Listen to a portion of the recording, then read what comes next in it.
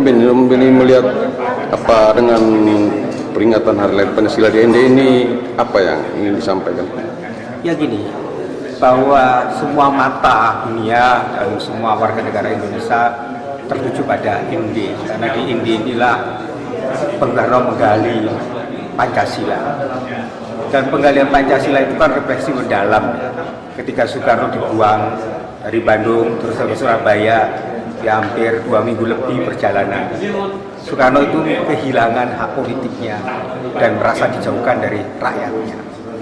Maka Bung Karno itu bangkit dari runtuhan yang dikatakan Bung Hatta itu dalam kontemplasinya di INDI. Maka di INDI menjadi pusat peradaban Pancasila, karena di INDI itulah Bung Karno berkontemplasi. Maka berjumpa dengan tani, berjumpa dengan nelayan, terus kemudian membuat drama tonil sampai 13 Agustus. Dan drama-drama itu secara simbolik Bung Karno menggugah semangat kita untuk rakyat mau merdeka, jadi kemerdekaan di situ.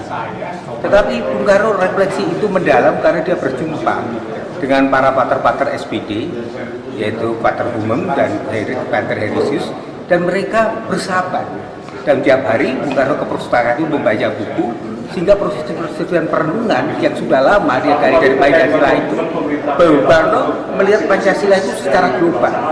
Karena pada waktu itu perjumpaan antara sosialisme Soekarno dengan sosialisme Gereja Katolik, maka disitulah lahir nilai-nilai Pancasila itu, yaitu sila yang paling mendasar adalah nilai yang persatuan. Bung Karno mengatakan kalau kita bersatu, kita bisa mampu merdeka, maka masyarakat sejahtera itu tercipta. Jadi Bung Karno itu mulai menggali, mulai dari 1 Juni, yaitu ketika sidang BPK itu, ketika Rajiman tanya, dasarnya negara apa? Dasarnya Pancasila. Maka Soekarno juga mengetuai tim 9. Soekarno juga yang menetapkan Pancasila menjadi dasar negara. Jadi, kalau 1 Juni dirayakan di INDI, sebenarnya kita mau membangkitkan kembali spiritualitas yang Soekarno sampaikan, bahwa Pancasila inilah alat pemersatu. Pancasila ini juga yang menjadikan kita mampu bersatu dan sejahtera. Buya Sapi mengatakan, kalau Pancasila itu dijalankan dengan baik dan para elit politik itu menjalankan Pancasila, maka keadilan sosial akan tercipta. Itu pesan Buya terakhir sebelum wafat.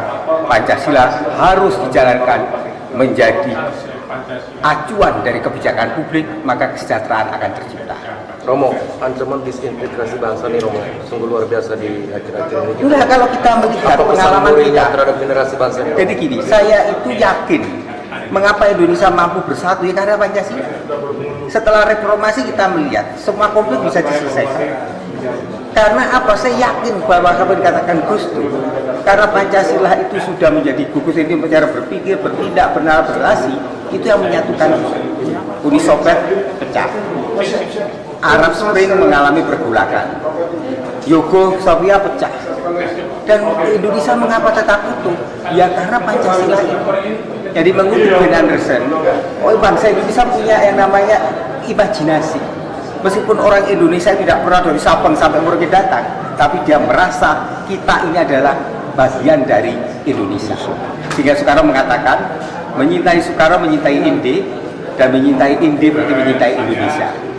Itu yang sangat penting kita katakan, bahwa negara Indonesia yang terdiri dari ratusan agama lokal juga, ribuan suku, etnis, budaya dan bahasa bisa bersatu, ya karena kita punya ideologi Pancasila.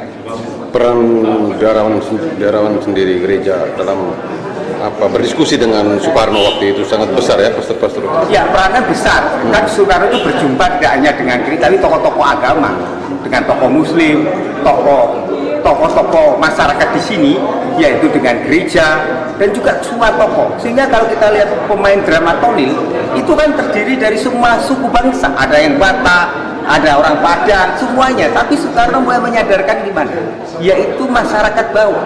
Bayangin, itu buruh, petani, nelayan yang tidak bisa baca tulis tapi bisa memainkan drama tonil. Itulah kehebatan Soekarno.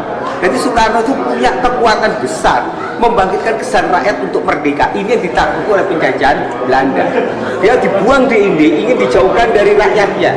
Tetapi Soekarno bangkit dari INDI, dan itulah muncul inspirasi untuk menjadikan butir-butir 5 butir Pancasila itu menjadi dasar negara.